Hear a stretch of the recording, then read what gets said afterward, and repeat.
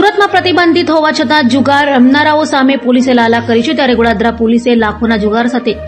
જુગારીઓને ઝડપી પાડ્યા હતા. સુરત પોલીસ કમિશનર અનુપમસિંહ ગેહલોત, ખાસ પોલીસ કમિશનર, નાયબ પોલીસ કમિશનર કાનન દેસાઈ તથા મદદનીશ પોલીસ કમિશનર જાડેજાના માર્ગદર્શન હેઠળ પીઆઈ વેકરિયાની ટીમ પીએસઆઈ રામાનંદીના માર્ગદર્શન હેઠળ પેટ્રોલિંગમાં હતી. ત્યારે અનારમાં હેડ કોન્સ્ટેબલ સંજય તથા અલ્પેશને મળેલી બાતમીના આધારે જુગાર રમતા 21 જુગારીઓ, જેમાં અનિલ સાટે, મહેન્દ્ર, વિજય,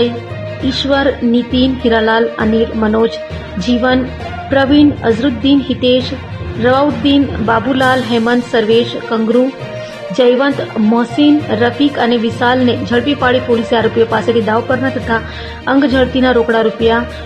19 મોબાઈલ ફોન, 6 વાહનો મળી 7,74,000થી વધુની મત્તા કબજે કરી તમામ સામે કાયદેસરની કાર્યવાહી હાથ ધરી હતી.